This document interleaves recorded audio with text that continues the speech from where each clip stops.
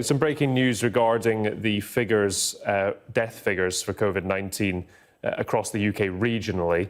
We believe we can speak to our reporter Ali Fortescue, who can contextualise these for us. We're still waiting, of course, from the Department of Health and Social Care update, which amalgamates the figures in a slightly different way, Ali. But tell us about the figures that we've just had.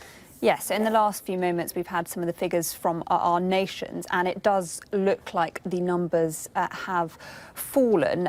It is, of course, a Sunday, so worth remembering that sometimes we see a lag over the weekend and the numbers do come down. But in England, 482 more deaths reported. Yesterday, that figure was 784. So that is actually the lowest daily figure for nearly 2 weeks. That brings the total in England to 14,400.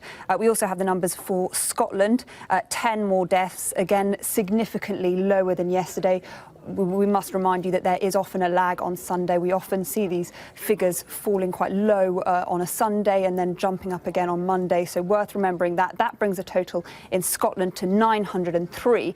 But then in Wales, the number has gone up slightly, 41 more deaths. That is compared to 28 yesterday, bringing the total there to 575. So these figures do seem to be relatively consistent with the overall trend. We're seeing that curve flattening, the rate slowing. Having said that, even at a slower rate, if we carry on at this rate, then we will pass 20,000 deaths towards the end of next week. And that, of course, you'll remember the chief scientific advisor saying would be a good case scenario if we didn't pass 20,000 deaths, even at a slower rate. And of course, the numbers today are a little lower. Even at a slower rate, it does seem like we may well pass 20,000 deaths, and we are still talking about hundreds of deaths every single day.